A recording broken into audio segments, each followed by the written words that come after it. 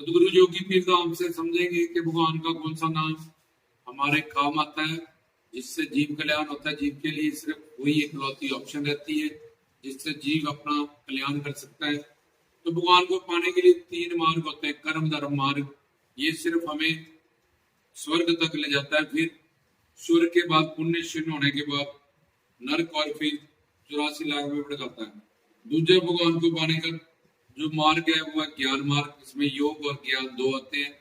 तो योगी बनना, यम नियम आसन प्राणायाम प्रत्याहार धारणा ध्यान समाधि, ये बहुत कठिन साधना है आजकल बच्चों। आजकल किसी की बॉडी में इतनी फिटनेस नहीं है कि वो एक आसन पे घंटा घंटा 2-2 घंटे बैठ रख सके, रीढ़ की हड्डी सीधी करके और अपना ध्यान टिका सके और ये अपनी साधनाएं कर सके। 10 मिनट बाद ही उसकी टांगे सो जाती हैं, जब दुखने लगती है। इसमें बड़े बड़े नियम होता है। सत्यवादी रहो, ब्रह्मचारी रहो और मन शरीर की और मन की दोनों की सफाई करो, खुद को आत्मा जानो और जो जो कायदा कानून है प्रतिहार, खाने पीने का ध्यान रखो, कितने % ही खाना खाओ ताकि हवा पानी को जगह मिले। प्राणायाम, रोज उठ के प्राणायाम करो, एक्सरसाइज करो। ये यम नियम आसन प्राणायाम प्रत्याहार ये करना कलयुग में नामुमकिन है किसी भी के लिए। और युगों में ऐसी साधना लोग कर देते थे। और ज्ञान में दूसरी है विवेक वैराग्य।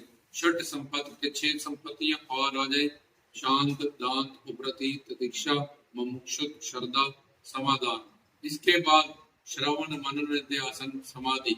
ये बड़ा बड़ा सिलेबस है ज्ञान मार्ग का और योग मार्ग का। जो कलयुग जीव के पास ऐसी कोई गुरु ही नहीं है जो ये साधना करा दे, प्लस उसका ऐसा शरीर नहीं है वो योग करे, प्लस कलयुग में इतना टाइम नहीं है क्योंकि उम्र बहुत कम है और उसमें बड़ी बड़ी साधनाएं हैं कि पहले मन शांत हो, पहले इंद्रियों पे कंट्रोल हो, तब ब्रह्म ज्ञानी का लेक्चर सुनो। तो इतना कौन है सूरमा जो पहले मन और इंद्रियों पे कंट्रोल कर लेगा।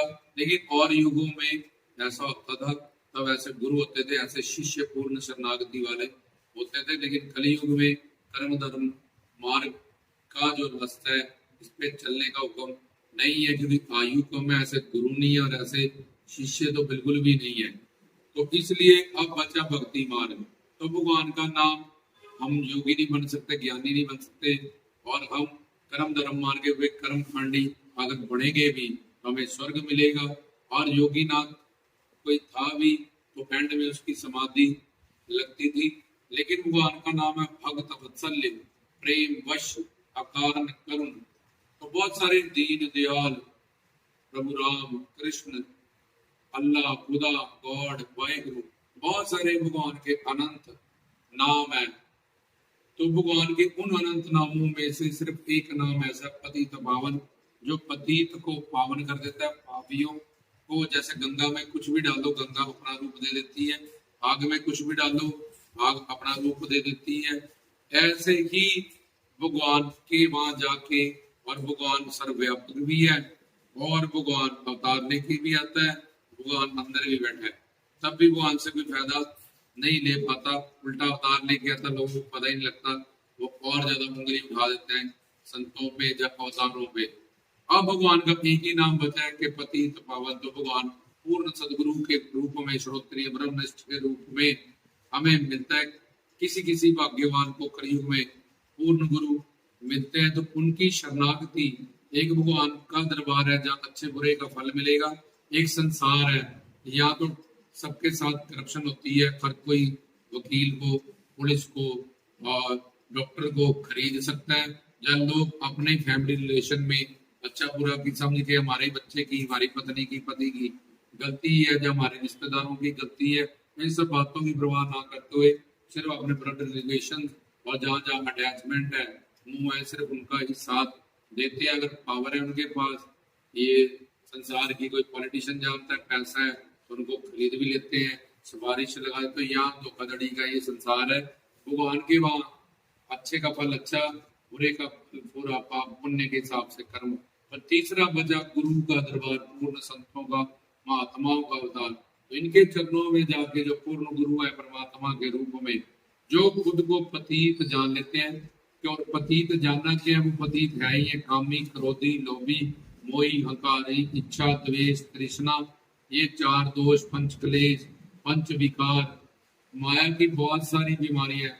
जैसे हवलदार पद को हवलदार गुस्सा गुस्सा नहीं मानता क्योंकि हवलदार है। अगर लड़का बुरा नहीं मानता, कराने वाला को वो बुरा नहीं मानता क्योंकि उसका वो काम है, वो है।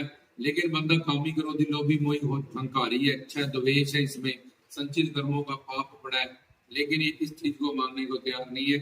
और बाकी नामों से जितनी भी ये साधना भगवान की करता है, जब कर्म कांड कर रहा है, जो भी कर रहा है, कल्याण होने वाला नहीं है।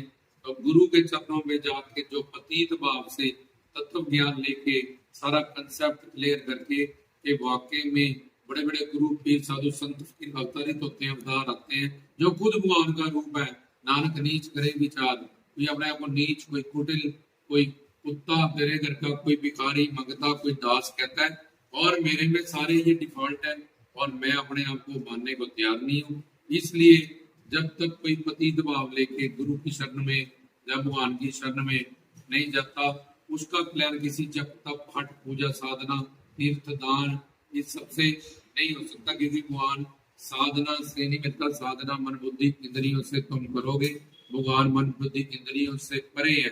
वो आप भगवान कृपा से मिलता है, सिद्ध भक्ति से मिलता है, दिव्य प्रेम से मिलता है, जो हमें गुरु से तन मन धन की सेवा करके उनकी शरणागति करके ही मिल सकता है। इसलिए गुरु की शरणागति और पूर्ण गुरु की शरणागति परपन्य दंडवत प्रणाम मन बुद्धि से अपनी इच्छाओं और अपनी कामनाओं को समझते हुए उनके चरणों में पूर्ण समर्पित प्रपन्न चेले होते हैं, जो दंडवत प्रणाम करते हैं, अपनी मन बुद्धि से पूर्ण शरणागति तन मन धन से वो बोल लेते हैं, और गुरु के चरणों में एक डंडे की तरह पूरा दंडवत प्रणाम की तरह शरणागत रहते हैं।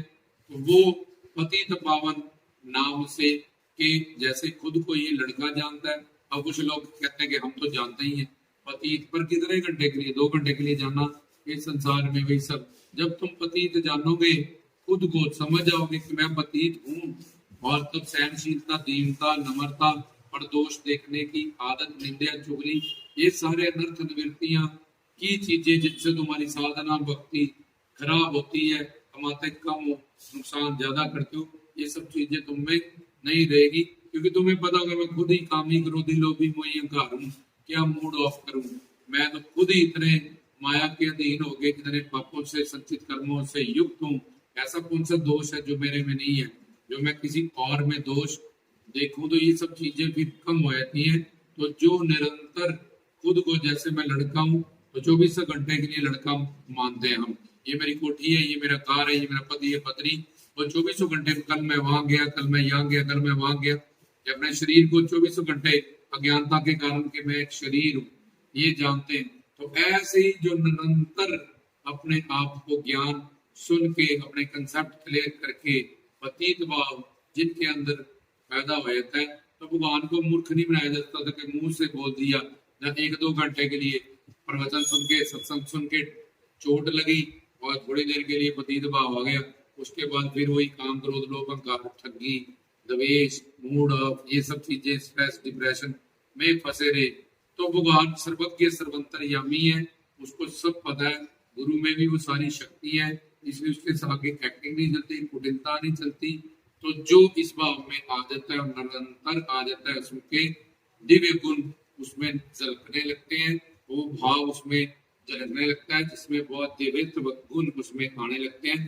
तो जैसे ही वो निरंतर पतित भाव में आता है, अल्लाह खुदा गॉड वाहेगुरु राम कृष्ण कह लो, बाबा जी कह लो, सदगुरु कह ले, उनको जो पावन शक्ति है उनको पतित है पावन नाम से पावन कर देती है। क्योंकि भगवान अकारण करुणा बिना कारण से ही कृपा करने को तैयार है। तो वो कहता है कि जैसे छोटा बच्चा माँ के शरणागत होता है, तो जब छोटा था बिल्कुल कुछ नहीं करता था, सब माँ तेरे लिए करती थी, इसलिए जो भी तू किया है, जब कर रहा है, सब गलत है, तो मेरी शरण में आजा, गुरु की शरण में आजा, खुद को पतित जान ले, मैं तुझे पावन कर दूंगा। और कोई भी तरीका नहीं है जब तक हठ पूजा, तीर्थ, व्रत, दान, जिससे भगवान को पाया जा सके, क्योंकि भगवान अगम अगोचर है, अलौकिक है, दिव्य है। हमारे पास जो सारा सामान है वो माया का है, वो माया अधीश है, या संतों के रूप में माया पतित है। तो पतित पावन नाम से ही एक हमारा कल्याण होगा, हमारा स्वार्थ और परमार्थ सिद्ध होगा। इस ज्ञान में पतित पावन नाम को समझे और किस तरह से हमारा कल्याण हो सकता है, हम 84 लाख से निकल सकते हैं, ये जीवन सफल हो सकता है उस नाम को। और वो हम हैं तो गुरु पीर साधु संत पीर, जो अल्लाह खुदा गॉड परमात्मा राम कृष्ण के रूप हैं, वो खुद को नीच इसीलिए कह के गए ताकि जीव तू तो है, हम तो नहीं है, हम कब मान के जा रहे हैं संसार में आके। तो जब तुम मान लेगा ये चीज, अपने राधिष्ट को देख ले कि वो दास है, कुटिल है, अपने आप ऊपर कह रहे हैं, नीच कह रहे हैं, और तू इस बात को मानने को तैयार नहीं है, तो फिर भटकता रहे और 84 लाख में घूमता रहे। आज नहीं तो कल, नहीं तो करोड़ों कल्पों के बाद भी इसी बात पे आना पड़ेगा, तभी कल्याण होगा। तो पतित पावनी वो नाम है जो बाबा जी का, पीरों का, संतों का, महात्माओं का, भगवान का, सब पवित्र शक्तियों का, जिससे जीव का